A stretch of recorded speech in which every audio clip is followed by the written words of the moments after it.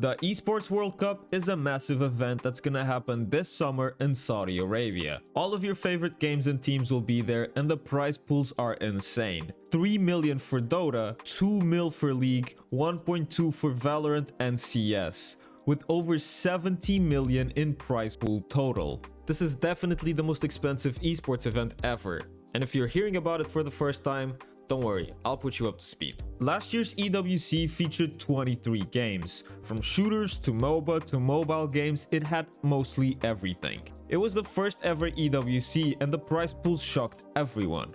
Alongside the prize pools for the different tournaments, organizations get awarded a huge sum of money according to the performance in the event overall.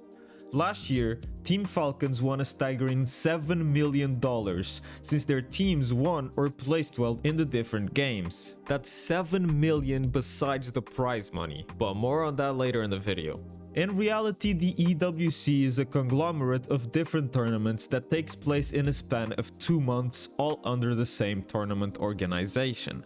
There was a huge upscale from last year's edition to this one. More games, more teams, more money. A lot more money. Here's a visual of some of the biggest games in the tournament and their prize pools from the first edition to this year's. And now, let's add the biggest event of the already existing competitive circuit of these respective games. These would be like Worlds for League of Legends or Majors for CS. This amount of money in esports is not unheard of. Millions of dollars in prize pools have existed, but not for the majority of games. Saudi Arabia seems to want Riyadh to become like the esports world capital. By holding these really big events with big names and massive prize pools, they are trying to build an esports tourism industry, where people from all over the world would go to Saudi Arabia to attend these events. They already own 40% of the esports market share, and that is not all. The International Olympic Committee, yes, Olympic Committee, you heard it right, has decided to create the Olympic Esports Games, and guess where this is going to take place? Saudi Arabia 2027. As esports are brought to a larger audience, they are trying to place themselves in the center of the industry, and the EWC is one of the many steps in this industry takeover. But enough yapping, how does the tournament actually work? There are 3 ways that you can qualify for the EWC: playing through online qualifiers, get invited, or be selected for the partner program, which basically means you get a shit ton of money plus an invitation, and in return you have to promote it. T1, Fnatic, and Navi are examples of orgs that are in the club partner program, and these are the rest of the 40 organizations. Besides prize money, as I mentioned, and money from the club program, you can also win millions with club championship points. Since this is a huge event, top organizations have a lot of teams from different games participating in the EWC. By placing well in the different tournaments, orgs get championship points. And by the end of the event, the organizations with more points get awarded ridiculous sums of money, with Team Falcons last year winning 7 million, as I already mentioned. So bottom line, millions in prize pools, the biggest tournament ever. It must be an amazing event, right? We are going to look at that now, and the answer might surprise you. Last year's viewership for some of the games was good. For others, it was abysmal. If you're interested in seeing some actual data, then you should watch the Sideshow video. He pulled a bunch of viewership data from all the different games, and he did a great job at analyzing it. As a general case, the viewership was meh, but in some games it actually did pretty okay. Last year's EWC didn't have a great production quality, the venues were small, and it lacked when compared to other major tournaments. But I expect this year's to be a lot better since everything was scaled up. More money, more teams, more games should mean better production. At least I hope it does, but we'll have to wait and see. But my biggest issue with the EWC is not the low viewership or the poor production quality.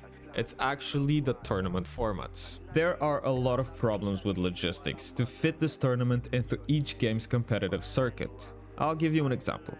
MSI is a major League of Legends tournament, the second most important after Worlds, and this year the final is going to take place on the 12th of July. Then EWC starts only 4 days later, on the 16th, and it ends on the 20th, because some regular season leagues like the LCK start on the 23rd.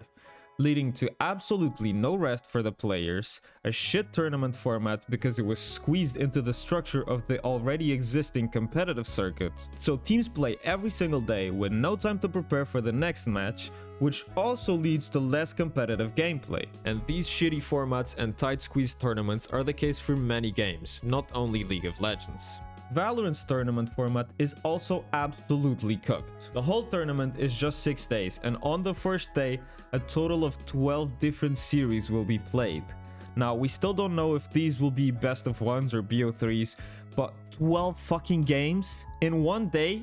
This probably means that several series will be played at the same time, so you'll have to choose one team to support over the others. Like, what happens if PRX, Fnatic and NRG play at the same time? I'll have to buy a third monitor to keep up with all the games. And for CS, 5 days single elimination 16 teams bracket. I mean, look at the schedule. On the same day, there are round of 16 matches and quarterfinals. And again, most teams play every single day. I know that fitting all of these events into a 2-month schedule is definitely difficult, but this way of doing things is falling so short of its potential, and until the quality and organization of the EWC matches the prize pools, players, orgs, and fans will look at it as a quick cash grab and nothing else. So as mighty and prestigious as the Esports World Cup presents itself to be, don't be fooled. It is nothing but a Mickey Mouse tournament with a really big prize pool.